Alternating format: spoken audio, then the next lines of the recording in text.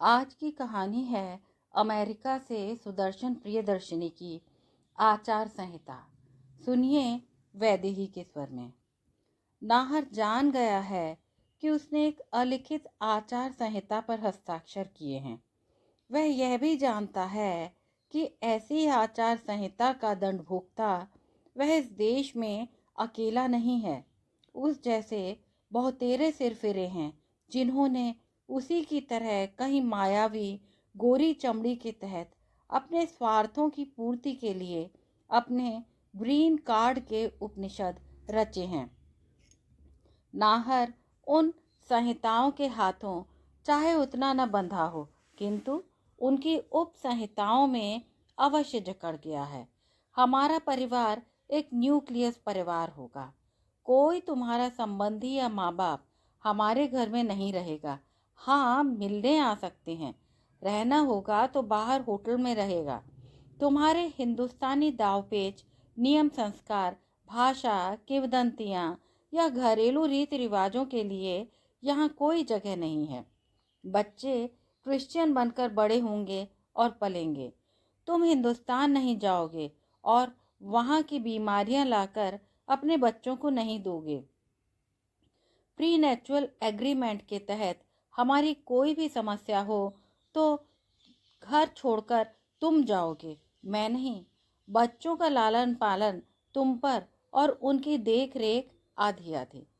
सगाई की अंगूठी की कीमत कम से कम तुम्हारी वार्षिक आय का 10वां भाग होगा और उस पर बाद में तुम्हारा कोई अधिकार नहीं होगा।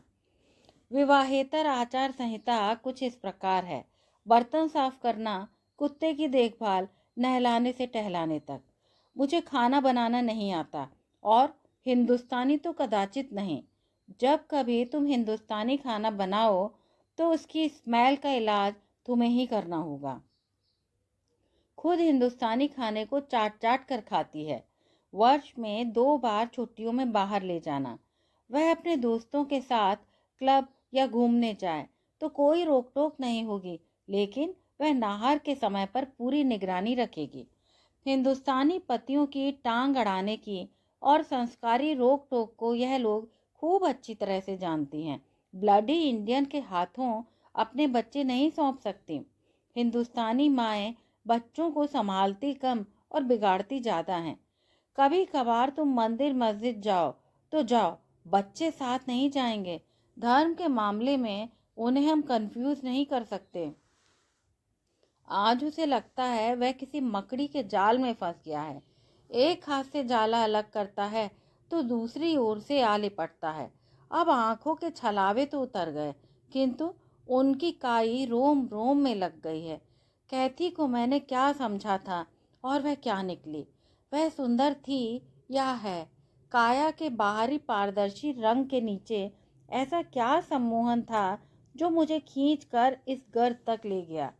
उसी काया के नीचे रेंगती चींटियां आज बाहर रेंगने लगी हैं और मेरे रक्त की प्यासी हो गई हैं। नाहर अपने आप से बार बार पूछता है कि वह क्यों भूल गया कि चेहरा ढकने से सारी औरत जात एक सी होती है। फिर भी ये सम्मोहन आदमी को कितना टुच्चा बना देता है। अब तो उस अलिखित समझौते की स्याही भी स्याह होने लगी है। केवल एक कांटे कैसे एक भरे पूरे परिवार और उसके आसपास के वातावरण को धुआं सा कर देने में समर्थ हो जाता है।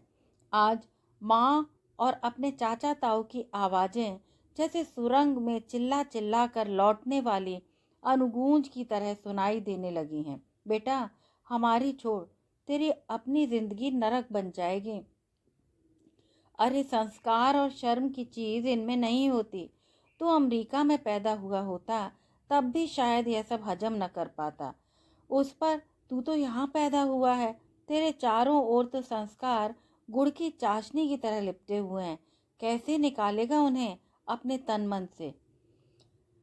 पर उस समय कैथी के सिवाय सब झूठ, स्वार्थ और बेईमानी लगता। आज तक समझ में नहीं आया कि फूटे माथे को देखकर भी हम अपना ही माथा फोड़कर क्यों देखना चाहते हैं कि लहू किस रंग का है। पिछले सप्ताह पुरुषोत्तम की एनी ने तो हद ही कर दी। अपने कपड़े फाड़ कर 2-4 खरोचे अपने बाजुओं पर हेयर पिन से खींचकर पुलिस बुला ली और पुलिस पुरुषोत्तम को पकड़ कर ले गई। कहने को मेरा नाम नाहर है, पर शीशे में अपना प्रतिबिंब देखता हूँ तो लगता है कहीं कोई 8वीं क्लास का बच्चा कक्षा में पिछली बेंच पर दुबका बैठा है। गैराज खुलने की आवाज़ आ रही है। लगता है कैथी आ गई है। मोना और हेरा अंदर दौड़ी चली आ रही हैं। नाहर के हाथ पाँव में एक अन्यथा हरकत पैदा हो गई है।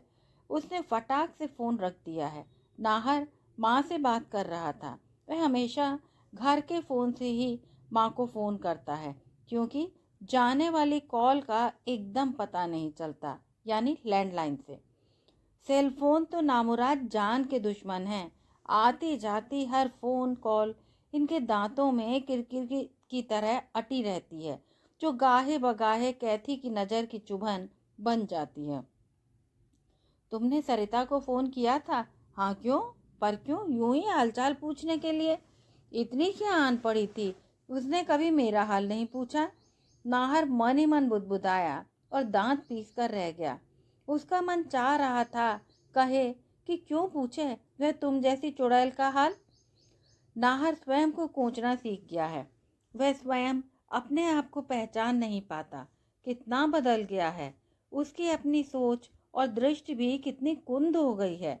पिछले 10 सालों से उसकी नाक के नीचे कैथी, उसकी माँ और सविता को छोटा करती रही है। उस पर तुर्रा यह कि वह स्वयं माँ और बहन का साथ न देकर कैथी का साथ देता रहा है। उसके अपने इसी व्यवहार के से उसके संबंधों के बीच दुराव आ गया है। एक मीलों लंबा खलाव पैदा हो गया है। उसने स्वयं कैथी के इन विशिष्ट मंत्रणाओं वाले यज्ञों में समिधाएं डाल डालकर अपनी छतें धुआंसी की हैं। आज किसे दोषते? यहाँ तक कि सविता राखी भेजती और कैथी नाक मुंह सिकोड़ती। यह ब्लडी रिवाज और ढकोसले।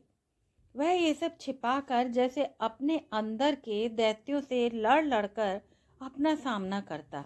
रसोई के एक शेल्फ में उसने अपना छोटा सा मंदिर बना रखा था। माँ जब तब दिवाली दशहरे पर लक्ष्मी और शिव की छोटी छोटी मूर्तियाँ भेजती हैं। वह उन्हें मंदिर में छुपा कर श्रद्धा के साथ रख लेता है और चोरी छुपे रसोई में काम करते समय या दफ्तर जाते हुए माथा टेक लेता है।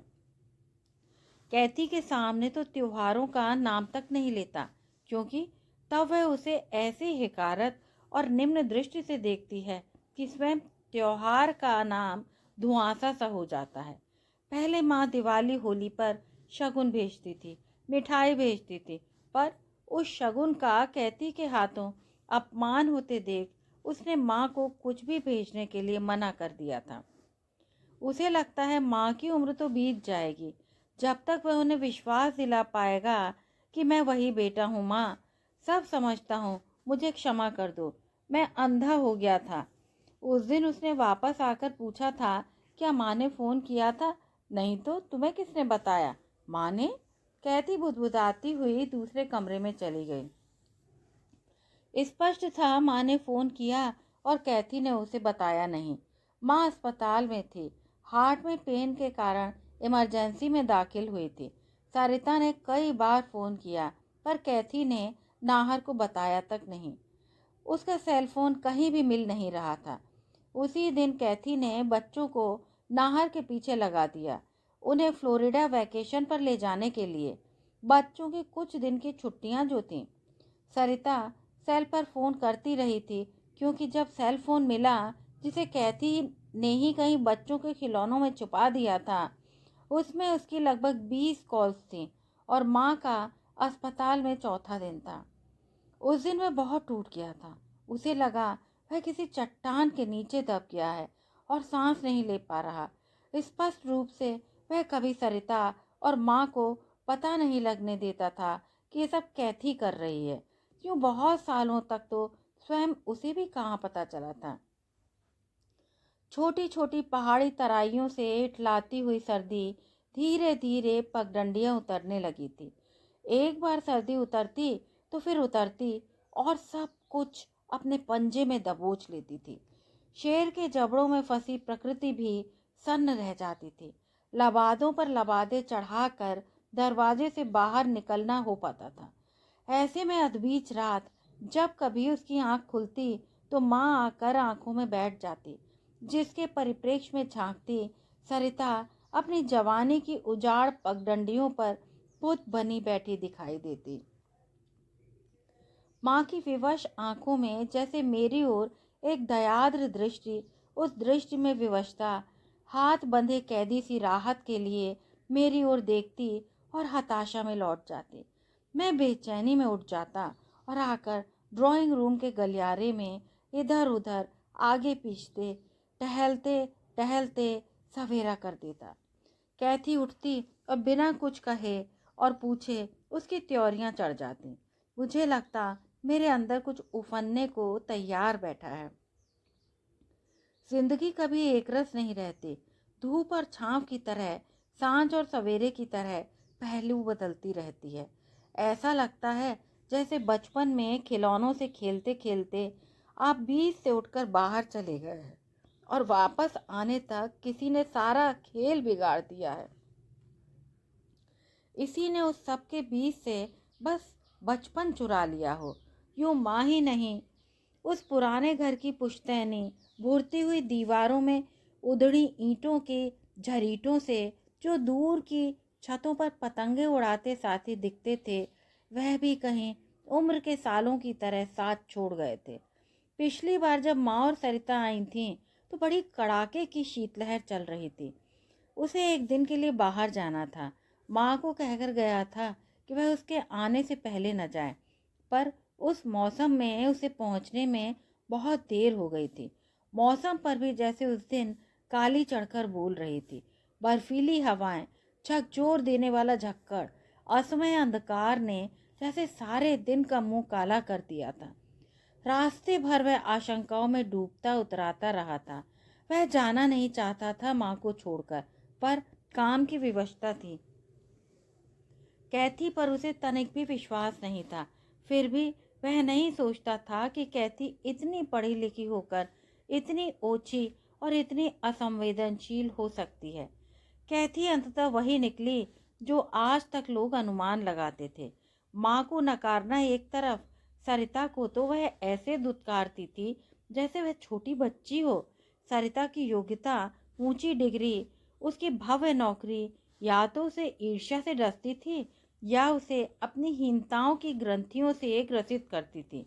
वह कभी सोच नहीं सकता था कि कैथी सी एक अदना लड़की जो उस समय उसे पाने के लिए कुछ भी कर सकती थी, एक दिन उसके पारिवारिक जीवन की ऐसी धज्जियां उड़ा देगी। वह सोचता है प्रेम कुछ होता भी है कि नहीं। प्रेम का वजूद इतना बेमानी और झूठा है जो महज एक गढ़ी हुई कहानी सा लगता है। कुछ ग्रंथियों का किसी विशेष स्थिति में विशेष तरह का हार्मोनिक स्खलन, नहीं तो देवतुल्य अमृत जैसा प्रेम एक दिन हाड़ मांस के इसी पुतले में जहर बनकर जानलेवा क्यों बन जाता है। माँ अंदर ही अंदर कितना रिश्ती होगी। माँ उसके लिए माँ नहीं, सदैव दोस्त बनकर रही है। पिता की अनुपस्थिति उसने कभी खटकने नहीं दी। विवाह से पहले वह कैथी से विवाह करने की स्वीकृति के लिए बहुत चिंतित था, पर माँ ने पाश्चात्य समाज की दीवारों को उधेड़ने तक ही बात सीमित रखी। कैथी के विषय में एक शब्द नहीं कहा और अपने बेटे की खुशी के लिए सब कुछ सहज स्वीकार कर लिया। उस दिन से माँ के प्रति उसकी श्रद्धा का आर पार नहीं रहा। उसके बदले उसने माँ को क्या दिया? प्रताड़ना, उपेक्षा और दूरी। वह देखता सारे घर की साम्राज्ञी माँ उसके घर में आकर एक छोटे से कमरे के अंधेरे कोने में अपनी विवशताओं एवं जरूरतों की पोटली दबाए चुपचाप बैठी रहती, जैसे समय नाप रही हो कि कब सरिता आए और उसे यहाँ से ले जाए।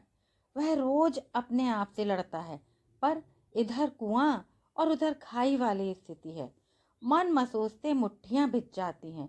उस दिन जब वह उस तूफानी रात में घर आया था तो माँ जा चुकी थी। फिर भी उसने दबे स्वर में मोना से पूछा, बेटा दादी और बुआ कहाँ हैं? वह तो चली गई। ऐसे मौसम में माँ ने कुछ नहीं कहा, उन्हें जाने दिया और फटाक से दरवाज़ा बंद कर दिया। उन्होंने कुछ खाया कि नहीं? पापा मैंने नहीं देखा, मैं तो सुबह से यहीं थी। कहती कहाँ है? अंदर। पहली बार उसे लगा वह नाहर है, किंतु बेडरूम तक पहुंचने से पहले वह फिर भीगी बिल्ली बन गया। जब भी कुछ कहोगे मैं बच्चों को लेकर चली जाऊंगी, फिर कभी उनका मुंह नहीं देख पाओगे। कैथी के शब्द उसके पांवों में लिपट गए थे। वह दरवाजे पर ठिठक गया। बाहर बर्फ के लंबे शहतीरों के साथ वह भी गिलहरी जैसा लटक गया था। फिर भी हिम्मत जुटाकर कहा, ऐसे मौसम में माँ और सरिता को क्यों जाने दिया? तो बांध कर रख लेती, उनकी अपनी मर्जी थी जाने की। वह विष का घूंट पीकर रह गया और अपना नाइट सूट उठाकर गुसल खाने में चला गया। कुत्ते के मुंह में हड्डी लग जाती है और वह कितनी कितनी देर तक खाली हड्डी की भी जुगाली करता रहता है। इसी तरह यहाँ आकर यहाँ की बेलगाम स्वच्छंदता का स्वाद, डॉलर की महत्ता और हिंदुस्तान में 50 गुना करके बताने का फरेबी दम्भ आदमी को कहीं का नहीं छोड़ता। शार की बौछार में पहली बार उसके आंसू शार की बौछार को मात देते रहे थे। बाहर निकला तो उसकी आंखों में सूजन आ गई थी। वह कितनी देर तक खिड़की के पास बैठा रहा। सामने पब्लिक स्क्वायर की चिमनी से उठता धुआं, धुएं में बनती परछाइयाँ और परछाइयों में झांकती उसकी धुआं धुआं जिंदगी तिरोहित हो रही थी। उठकर रसोई में गया, चाय का पानी रखा, कैथी के लिए कॉफ़ी का पर्कुलेटर ऑन किया और बच्चों के लिए पास्ता उबलने के लिए पानी रखा। सिंक में पड़े बर्तन भी ठिकाने लगा दिए। ऊपर से सामान्य दिखते हुए भी वह उस दिन सामान्य नहीं था। उसी दिन आधी रात को उसने मोना और इरा को उठाया, ठीक भारी भरकम कपड़े पहनाए और कुछ उठाए, पीटर के गले में जंजीर डाली और चुपचाप अलिखित आचार संहिता पर ठोकर मारता अपने बच्चों को लेकर पिछली खिड़की से कभी न लौटने के लिए निकल गया। यदि आपको यह कहानी अच्छी लगी हो तो कृपया चैनल को सब्सक्राइब करें।